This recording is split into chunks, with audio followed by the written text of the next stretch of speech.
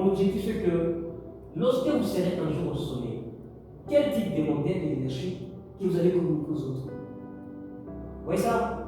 Nous sommes tels que nous sommes là. J'ai une même expérience que vous, ou je suis de la même génération que vous.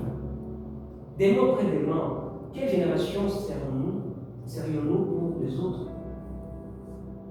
Quel type de modèle allons-nous communiquer à ceux qui viendront après nous? Parce que nous aimons en quelque sorte faillir. Moi aujourd'hui, si on me pose la question, qui t'inspire au Congo? Difficile. Pourquoi? À l'époque, j'avais choisi Barack Obama comme mon modèle, par exemple. C'est parce qu'au Congo, ils avaient peut-être pas quelqu'un qui pouvait m'inspirer. Je suis allé très loin. Je ne suis jamais allé aux États-Unis, mais parce que j'ai vu quelqu'un à la télé, j'ai entendu parler de lui, j'ai écouté son histoire, je me suis dit, c'est quelqu'un à prendre comme modèle d'inspiration. Pourquoi est-ce qu'au Congo, on ne peut pas avoir ces gens?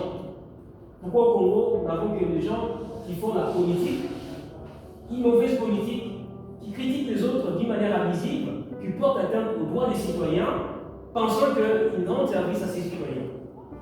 Pourquoi est-ce que nous, également, ne pouvons pas construire un modèle type de leadership qui puisse inspirer les autres? Donc c'est ça notre question. Et cela passe par votre formation dans le leadership intrinsèque, en travaillant sur une vision stratégique, en disant que j'aimerais être utile à ma société de demain. Donc je dois commencer petit à petit par ça.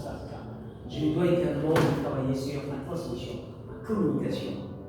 Travailler aussi sur le capital humain. Investir d'abord en moi, en lisant, en côtoyant les sages, les savants, ceux qui ont à m'apprendre, en passant également par des moments d'expérience, des échecs et des réussites, ce qui peut me permettre un jour de dire que moi qui le voyais, je suis passé par des expériences, j'ai appris, aujourd'hui je vais également inspirer.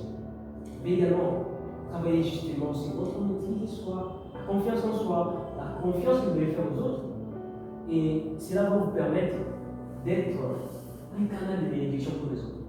Non seulement pour votre propre vie, mais pour les autres. Ils auront besoin de vous.